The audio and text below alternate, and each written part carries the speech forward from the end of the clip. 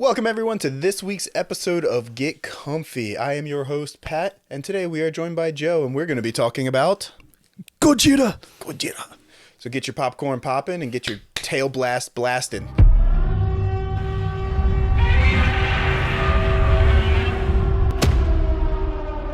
So Godzilla -1. Yes. That's what we're talking about today. This masterpiece of a movie that just dropped like last week, two weeks ago. And I'm not going to lie, I've just been trying to get anyone who I've ever known to go see this movie. So I'm happy that you went and saw it. I'm happy you gave me this idea because like when I texted you and I was like, hey Joe, you want to come over and film an episode? And you're like, I have an idea. Go see Godzilla right now. It's the greatest thing I've ever seen. Steph cried. I And cried. I'm like, My wife cried. There were people in the audience crying. 40-year-old men crying. Like, it was perfect. God. Okay. Perfect. So before we jump into the movie, since you did mention audience, can I tell you about this shithole of an experience that I had? Yeah. So I went to the one right up here by the mall. And so I didn't realize it, but so the night that I went was the same night that the Beyonce concert movie dropped.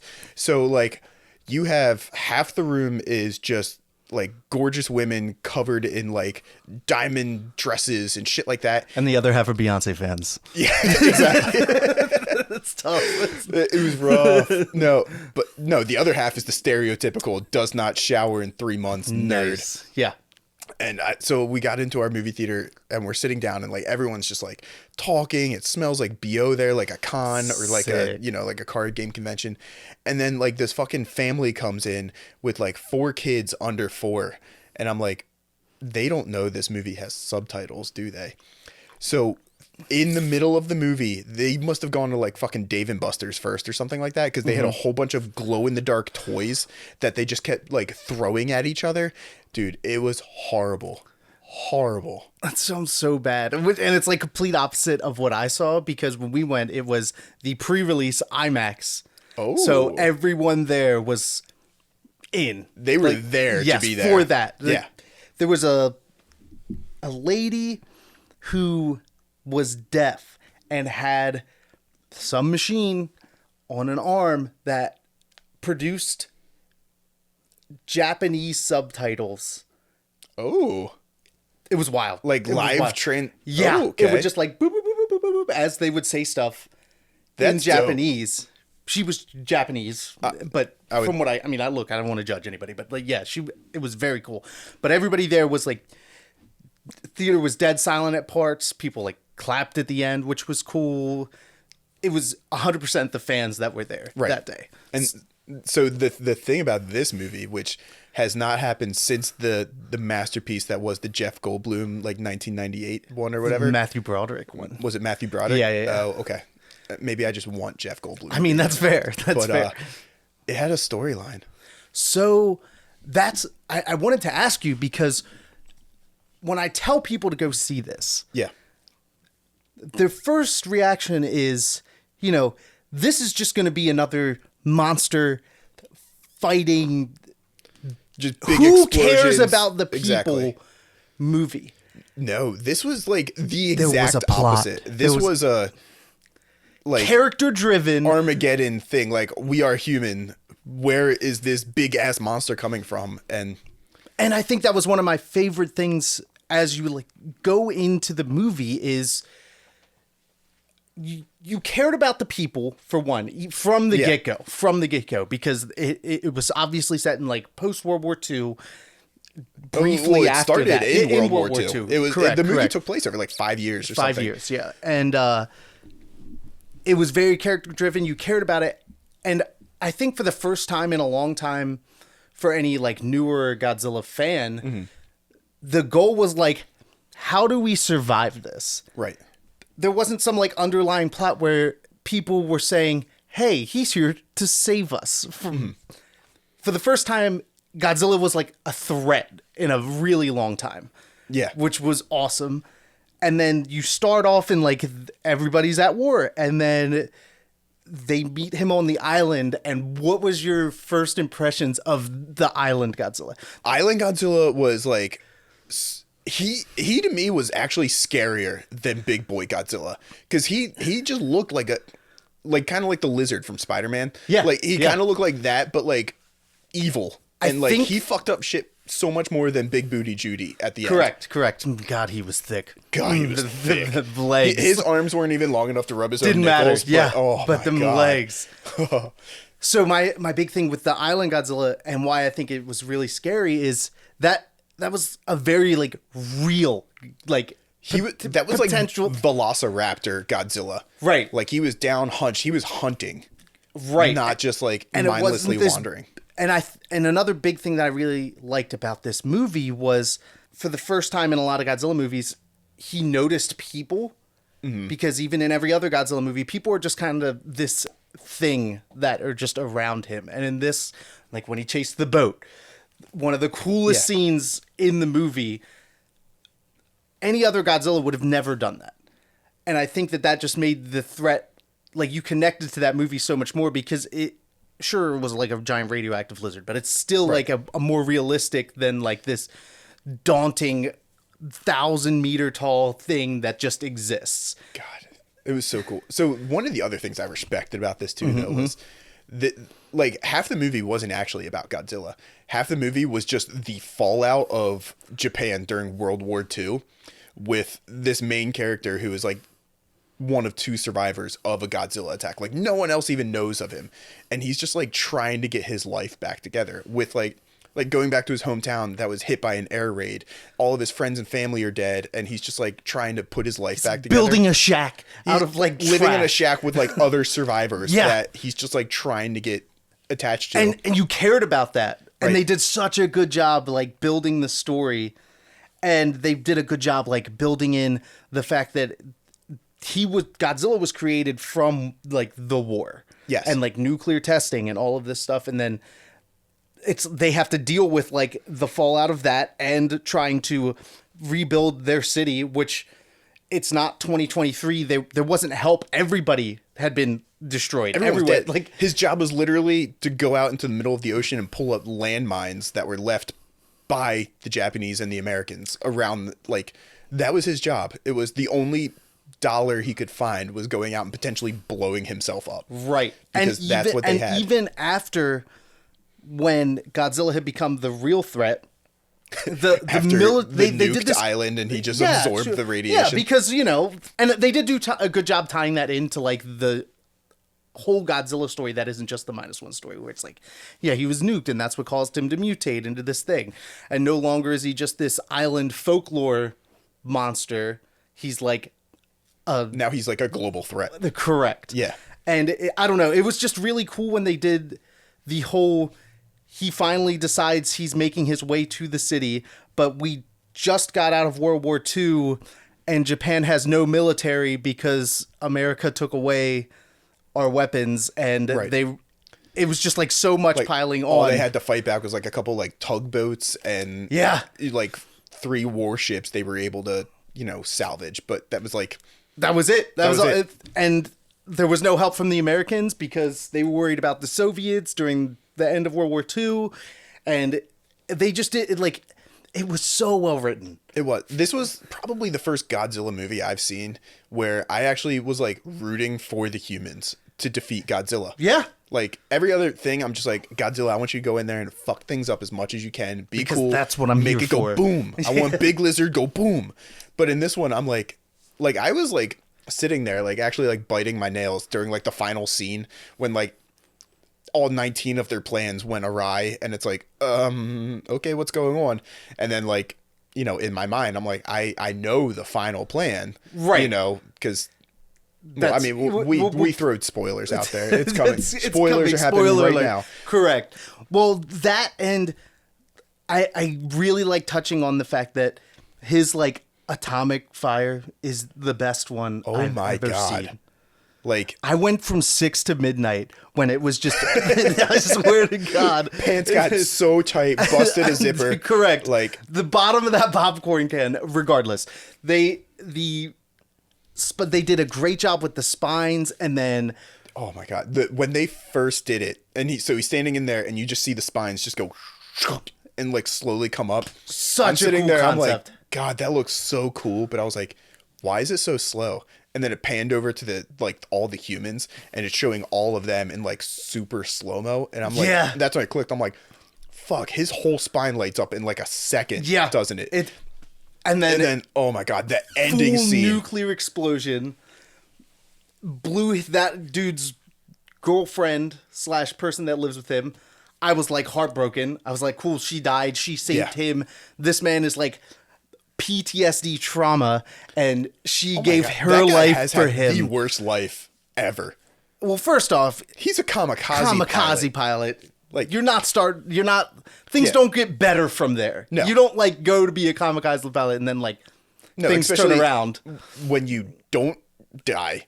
And I think that's another thing is in the midst of all of this, a giant monster destroying Japan, and they're like, why did you dishonor your family? Right. Like they're like, we're going to get to that lizard later. Yeah, but why are you alive? Right. That's fucked up, man. That's fucked up. You should be dead. You should be dead. And that was like another thing that they played on in the entire story. Mm. And then another thing I liked, like as we move forward and they don't really know how to deal with this thing, like when the mine blows off half of his head and then that regenerates. Yeah. That was fucking sick.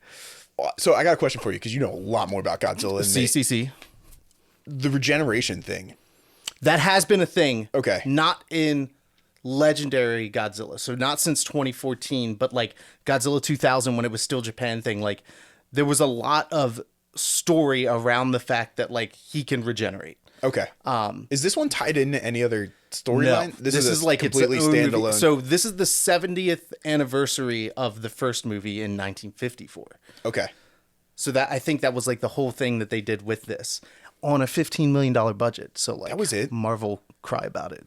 Yeah, Jesus. $15 million or something. 11 million of that went into that atomic blast. I was here for it the whole time. I was here for it, and I think I also liked how they made him move like something that big would move. So like one of my issues with the other Godzilla movies, like the legendary Godzilla movies, is like I just can't. It's hard for me to like comprehend why this thing can move so fast when it's so big, and this Godzilla doesn't. He just kind of like lumbers through whatever. Right. Which is, I think, realistic, I guess, until he gets in the water. And I think that's another thing that I loved about this movie was it's the first time like we've seen a lot of Godzilla in the water. Can we talk about how fucking cute he was though?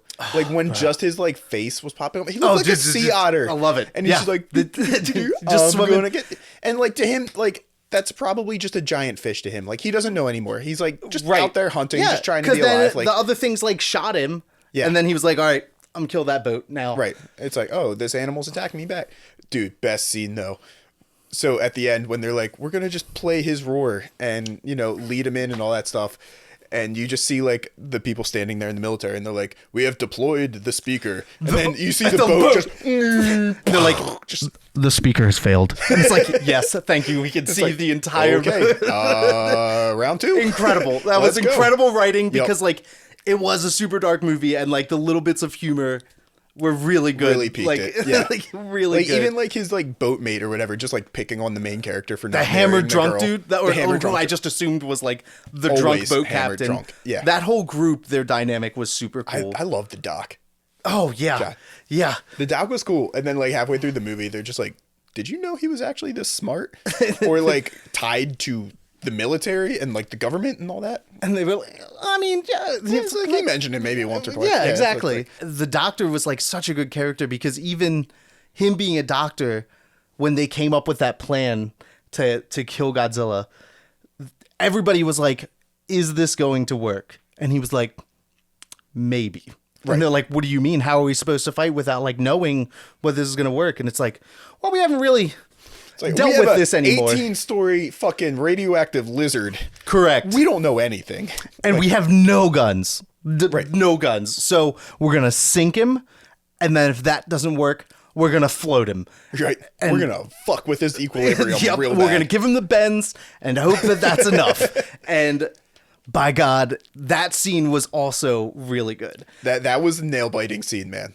Because they didn't know as much as I didn't know. And I'm sitting there and I'm like, there's no way this works. Yeah. Like, it's like I was like, I'm sorry, the movie's called Godzilla. Like, correct. They're not gonna kill him. You can't kill. You can't kill. You Godzilla. sinking a sea like living creature is not going to kill it. I do not believe that is like I don't. Your case. math did not math. Like the science was cool. Math did not math. Math did not math. And then like them finding a plane to like lead him back into the water to lure him to like the deepest trench. Yeah, pretty convenient, wasn't it? It's like, I need a jet. Haven't they all been decommissioned? It's like, I think so. Let me see what I can find. Here is a so top that's of another, the art that secret. is probably the one issue that I have with the movie. It's like, they're not working with the military, and they made that like very clear because the military was like, we're not going to tell anybody so we don't cause a panic. Right. All these people have just been through a war. They don't need to be bothered with this. So then all the people were like, hey, we're going to kill this thing. And then resources just started coming out of the woodwork. They're like, hey, man, we have these 3 like military grade destroyer cruise ships. Do we want to use them? And it's like, yeah. By the way, we have a highly experimental, like lightning fast plane. State of the art maneuvers better than anything else in the world right now. Just happens to be in this garage over here. It you know, it's in bad shape. If only we had a mechanic. And then the guy was like, by God. I know this mechanic. I talked to him once 5 years ago. And I killed everyone he my knew. guts, and then I killed his friends. That was another great scene when all this, like, he wrote him letters, but you didn't know what the letters were about. And then the dude comes back and beats the shit out of him. Yeah. He's like, why would you write these? And he's like, I knew if I pissed you'd all come find me. Yeah. Can you imagine that just being like, because like, so the guy was off the grid, so you know his life fell apart after the Island thing. Yeah. And then you just start getting all these letters from the guy who killed your friend saying it's your fault. Like, correct. Like, that would piss me off to the point where I'd hunt him down too. In the midst of a giant Godzilla catastrophe going on. Sure. Like, oh my God. I mean, what do you have to deal with at that point? So there's one other thing though, I gotta say, and I think they really missed the mark on this because they set it up to the very end and then they ruined it. So the bombing plan at the end, like the kamikaze plan, and the guy's like, you see this lever here? You have to pull this lever right before the bomb drops or else it won't do it. So I knew, like I looked at it, I was like, that looks like an eject button. So I was like, I bet you this guy is just going to like save his life without him knowing it. So I thought the guy who was going to like fly into the mouth thinking he's going to kill himself, go to drop the bomb, eject himself, and then be like, why am I here?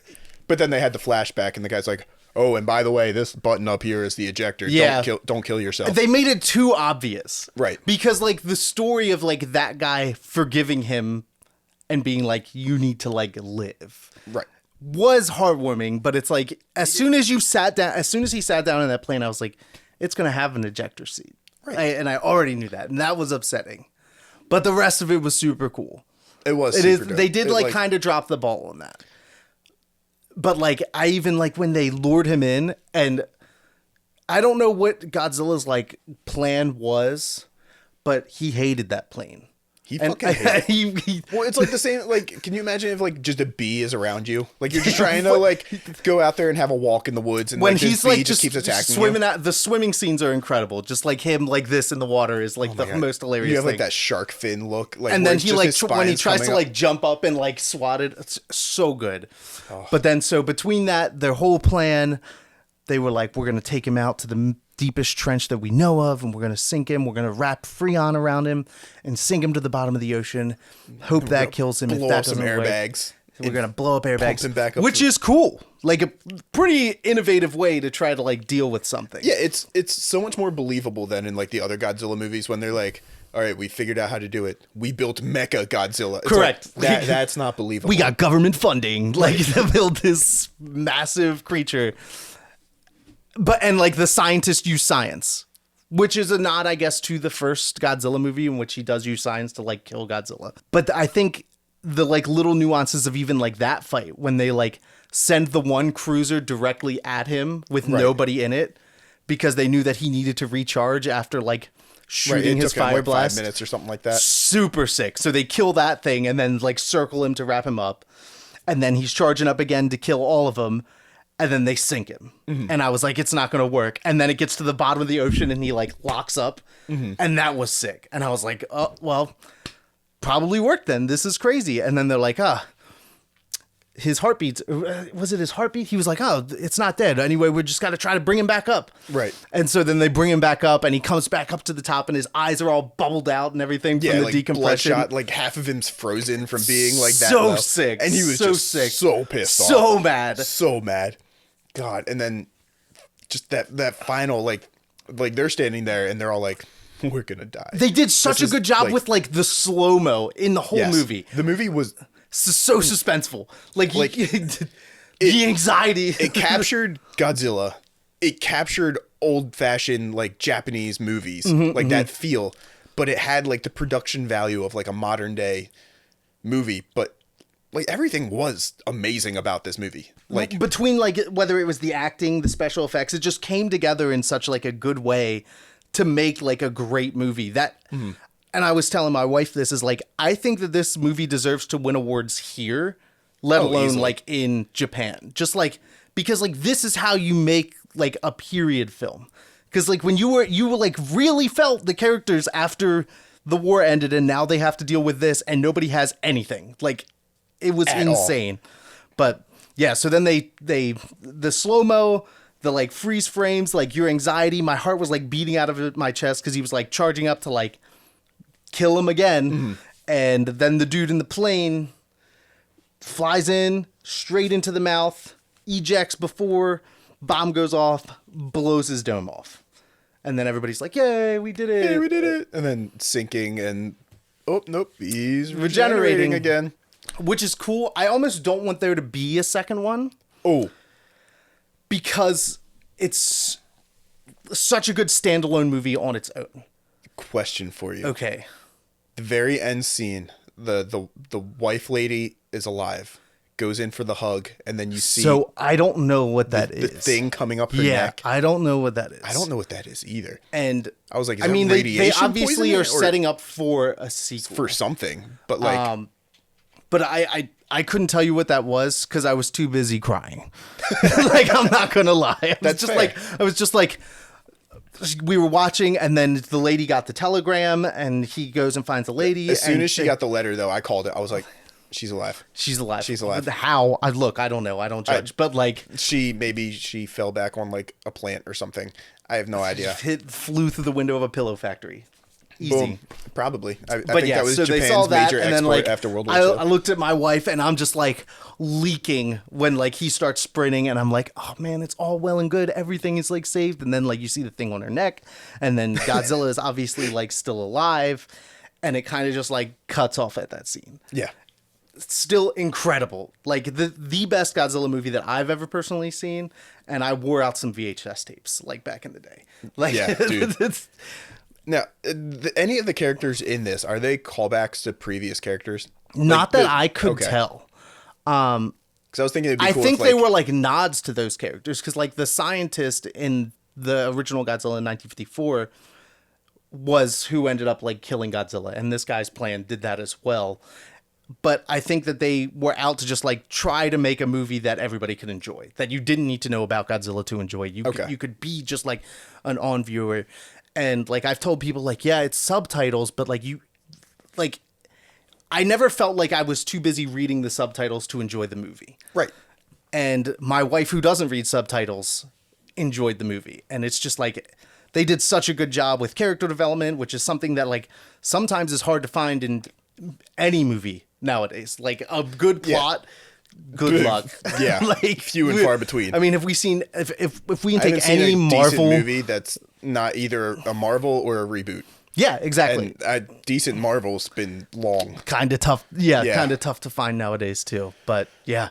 So all in all, I am so happy that you went and saw it. And I'm happy you convinced me to see that. And I hope you guys take this episode as opportunity to go and see it yourself. Well, I hope you don't watch this prior to seeing it, because then I feel as if we may have explained the whole movie to you. We might have ruined a couple key points. There are spoilers. There's spoilers. All of them. But yep. But okay. Well, if you guys enjoyed this episode, though, make sure to come back later in the week where me and Joe play a little uncomfortable game. I like being uncomfortable with you. I like being uncomfortable with you. But until then, stay comfy. Bye.